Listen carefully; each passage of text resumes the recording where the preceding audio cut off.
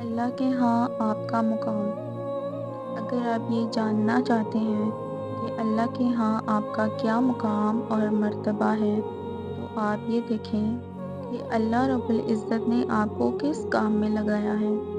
اگر اللہ نے آپ کو اپنے ذکر میں مصروف کیا ہے، تو اس کا مطلب ہے کہ اللہ رب العزت آپ کو یاد کر رہا ہے، کیونکہ حدیث میں ہے کہ انسان اللہ کو یاد کرتا ہے تو اللہ بندے کو یاد کرتا ہے۔ اگر اللہ نے آپ کو قرآن پڑھنے میں پڑھانے میں لگایا ہے، تو اس کا مطلب ہے کہ اللہ رب العزت آپ کو اپنے افضل بندوں میں شامل کرنا چاہتا ہے، کیونکہ حدیث میں ہے تم میں سے وہ شخص سب سے بہتر ہے جو قرآن پڑھے اور پڑھائے۔ اگر اللہ رب العزت نے آپ کو کسی بھی اپنی اطاعت کے اندر مصروف کیا ہے، تو اس کا مطلب ہے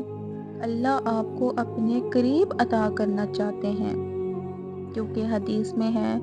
کہ اللہ تعالیٰ فرماتے ہیں کہ میرا بندہ نفلی عبادتیں سے بھی میرے قریب ہوتا ہے۔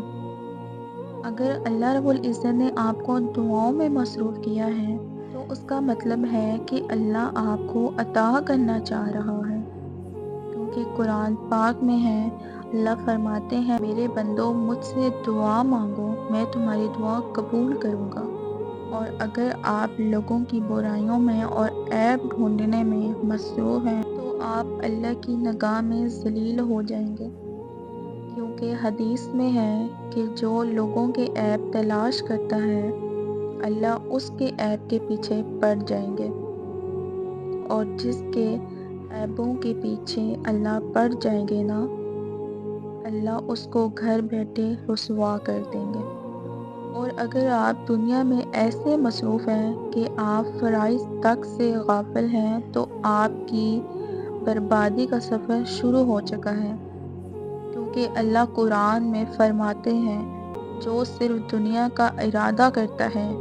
اللہ اس کو دنیا تو دے دیتے ہیں لیکن آخرت میں اس کا کوئی حصہ نہیں۔